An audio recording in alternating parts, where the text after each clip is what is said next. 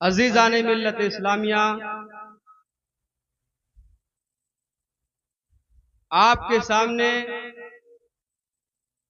کلام بلاغت سے ایک آیت کریمہ کو آپ کے سامنے تلاوت کیا۔ ارشاد ربانی ہے، اللہ تبارک و تعالیٰ کا فرمان ہے، وَمَا خَلَقْتُ الْجِنَّ وَالْإِنسَ إِلَّا لِيَعْبُدُونَ۔ ہم نے انسانوں کو اور جناتوں کو اپنی عبادت کے لیے پیدا فرمایا ہے، اپنی عبادت کے لیے پیدا فرمایا ہے۔ یہ ہمارے سامنے مائک کیوں لگا ہے؟ اس کا کوئی مقصد ہے۔ اس کا مقصد یہ ہے کہ یہ آواز کو ان لوگوں تک بھی پہنچا دے جو ہماری بات کو نہیں سن سکتے، نہیں آ پائے، نہیں سن، لیکن اب یہاں سے اگر کوئی دور بھی ہے تو اس کے ذریعے ہماری آواز سن لے۔ یہاں پر ویڈیوگرافی ہو رہی ہے۔ اب کیا ہے اس کا مطلب کیا ہے؟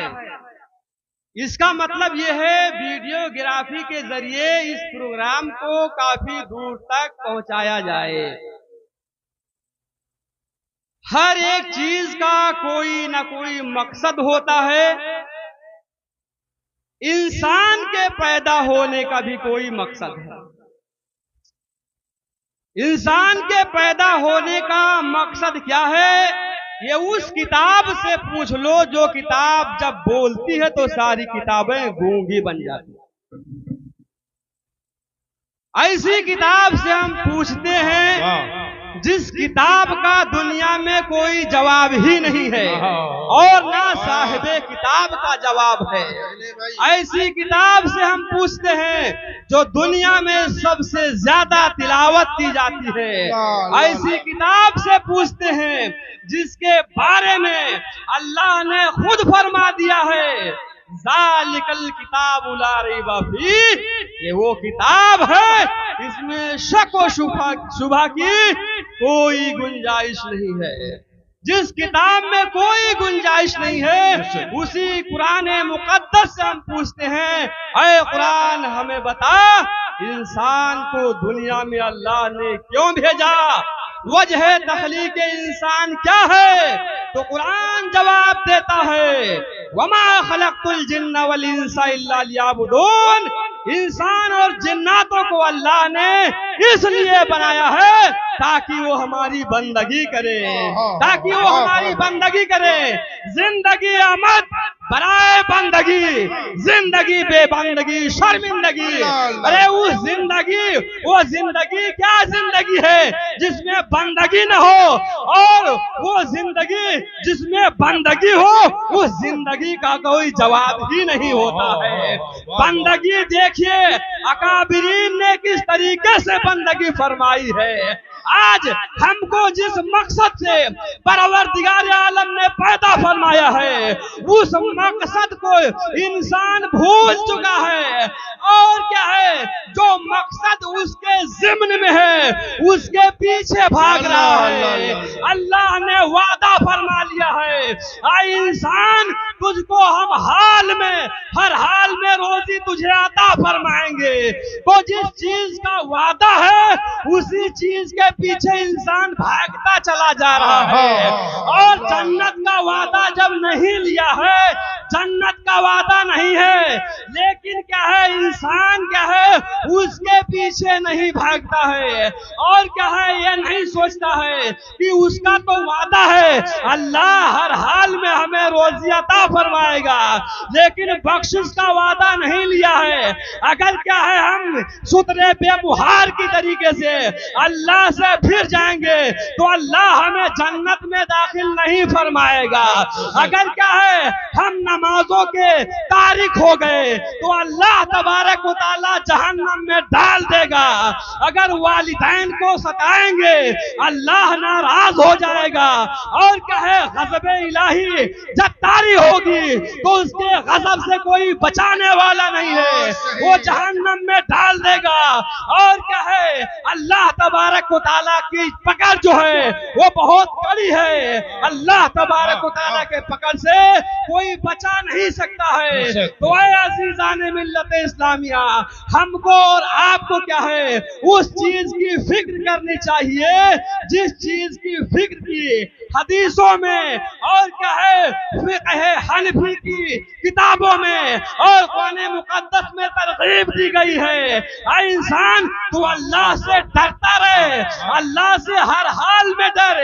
اس لیے جب تو اللہ سے ڈرے گا تو تو اپنے منہ کو شراب نہیں لگائے گا، جب تو اللہ سے ڈرے گا تو اپنی مسجدوں کو ویران نہیں کرے گا، بلکہ صبح ہوتے ہی اللہ اکبر کی صدائیں جب تیرے کانوں میں پہنچے گی تو تو کیا ہے اللہ کی بارگاہ میں حاضر ہو کر کے اور کیا ہے اپنے سر کو بارگاہ خداوندی میں جھکا دے گا۔ اے انسان، جب تیرے اندر خوف خدا ہوگا تو تو رشوت خوری نہیں کرے گا، جب تیرے اندر خوف الہی ہوگی تو تو کیا ہے یتیموں کے مال کو نہیں کھائے گا، اپنے بھائی کے جائیداد کو ہڑپے گا نہیں۔ جب تیرے اندر خوف خداوندی ہوگی، خوف خداوندی سے تیرا دل لبریز ہوگا تو تیرے قدم جو ہے وہ گناہوں کی جانب نہیں جائیں گے بلکہ تیرے قدم اچھائی کی جانب جائیں گے۔ اے انسان، تو کیا ہے یہ دنیا کو سمجھتا ہے کہ یہ دنیا ہمیشہ رہے گی؟ نہیں، یہ دنیا چند دن کی ہے اور زندگی بھی چند دن کی ہے، یہ دنیا بھی ختم ہو جائے گی، زندگی بھی ختم ہو جائے گی۔ ارشاد خداوندی ہے کل من علیہ فان، جو بھی ہے اس دنیا میں سب کا سب فنا ہو جائے گا، اور اگر کوئی چیز باقی رہنے والی ہے اللہ کی ذات ہے، اور اللہ تبارک و تعالیٰ کی ذات ایسی ذات ہے جو کبھی ختم نہیں ہو سکتی ہے، وہ ازلی ہے، ابدی ہے۔ اللہ اکبر۔ اے ہمارے بھائیوں، ہم کو اور آپ کو ہمیشہ یہ فکر کرنی چاہیے کہ ہم ایسے کام کریں جس کام سے ہمارا رب راضی ہو جائے، ہمارے رسول راضی ہو جائے۔ ایک صحابہ رسول اللہ کے نبی صلی اللہ علیہ وسلم کی بارگاہ میں حاضر ہوئے اور کیا ہے ایک انگوٹھی پہنے ہوئے تھے۔ وہ انگوٹھی جانتے ہو کاہے کی تھی؟ وہ انگوٹھی جو ہے وہ کیا ہے لوہے کی انگوٹھی پہن کر کے میرے نبی کی بارگاہ میں حاضر ہوئے۔ میرے مصطفیٰ نے ارشاد فرمایا کیا بات ہے، میں تمہارے انگلی میں تمہارے جسم پر جہنم کی چنگاری کو دیکھ رہا ہوں۔ انہوں نے اس انگوٹھی کو نکال کر پھینک دیا، اس کے بعد ایک پیتل کی انگوٹھی پہن کر پھر بارگاہ نبی میں حاضر ہو گئے۔ مصطفیٰ جان رحمت نے ارشاد فرمایا کیا بات ہے، تم سے بتوں جیسی بو آتی ہے، تو وہ کیا ہے اس کو بھی نکال دیے۔ کہنے لگی یا رسول اللہ ہم کیا پہنے، کون سی دھات کی انگوٹھی پہنے؟ مصطفیٰ جان رحمت نے ارشاد فرمایا اگر پہننا ہی چاہتے ہو تو ایک انگوٹھی پہنو جس کا وزن ایک انگوٹھی پہنو وہ بھی ایک نگ کی ہو، اور کیا ہے اس کا وزن جو ہے وہ 4.5 ماشا سے کم ہو۔ اب ہم جب انسان کو دیکھتے ہیں، بہت سے انسان ہمارے پاس آتے ہیں، ان کو دیکھتے ہیں ان کے ہاتھوں میں کوئی 4 انگوٹھی پہنے ہیں، کوئی 6 انگوٹھی پہنے ہیں، کوئی پیروں میں کڑا اور چھلے پہنے ہوئے۔ اے انسان، بارگاہ خداوندی میں یہ منہ لے کر کیسے حاضر ہوگا؟ اللہ کے خلاف ورزی کرتا ہے، حدیث مصطفیٰ کے خلاف جا رہا ہے، اللہ تبارک و تعالیٰ تجھ سے کیسے راضی ہوگا؟ ایسی چیزوں میں نہیں، بلکہ جن چیزوں اور کیا ہے اگر انسان یہ ایک انگوٹھی بھی نہ پہنے تو کوئی حرج نہیں ہے۔ بہت سے لوگ کہہ دیتے ہیں کہ ایک انگوٹھی پہننا سنت ہے۔ نہیں میرے بھائیوں، ایک انگوٹھی پہننا یہ سنت نہیں ہے، بلکہ کیا ہے یہ جائز ہے، صرف جائز ہے، سنت نہیں ہے۔ اور جائز میں اور سنت میں فرق ہوتا ہے، علماء اچھے طریقے سے جانتے ہیں۔ جیسے نماز پڑھنا، نماز فرض پڑھنا فرض ہے، نماز نفل پڑھنا فرض نہیں ہے۔ اگر فرض چھوڑ دیں گے تو کیا ہے ہم گنہگار ہوں گے، لیکن اگر نفل چھوڑ دیں گے تو ہم گنہگار نہیں ہوں گے۔ لیکن انسان جو چیز ضروری ہے وہ نہیں کرنا چاہتا ہے، जो नहीं जरूरी है वो करना चाहता है।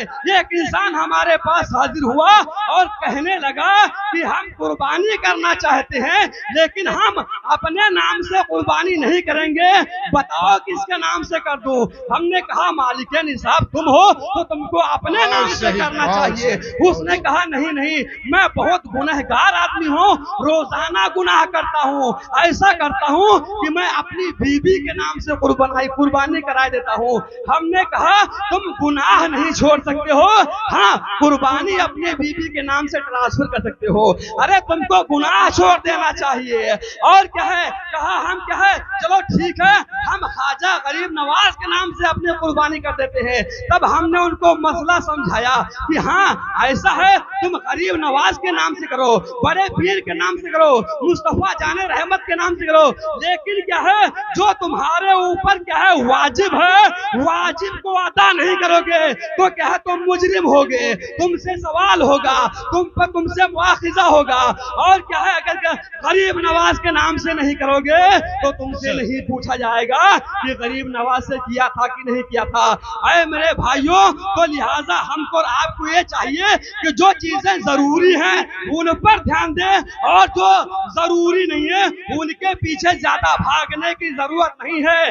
नमाज जरूरी है, वमा खलक़तुल जिन्ना वल इंसा इल्ला लियअबुदून। अल्लाह तबारक व तआला ने नमाज फर्ज कर दिया है, लिहाजा नमाज के पीछे, नमाज के लिए जितनी जल्दी हो सके वक्त हो जाए तुम जमात के साथ नमाज पढ़ने की कोशिश किया करो। यही मेरा पैगाम है, क्योंकि जिस हुसैन का आप नारा लगाते हो, जिस हुसैन की आपने महफिल को सजाई है, उस हुसैन आजम ने करबला के मैदान में तीरों कब्र के नीचे भी आखिरी सजदा नहीं छोड़ा और वहां से भी नमाज का पैगाम दिया। लिहाजा अगर हम सच्चे हुसैनी हैं तो क्या है खुराफात से दूर रह करके और हम नमाज के पाबंद हो जाएं। कत्ले हुसैन असल में मर्गे यजीद है, इस्लाम जिंदा होता है हर करबला के बाद।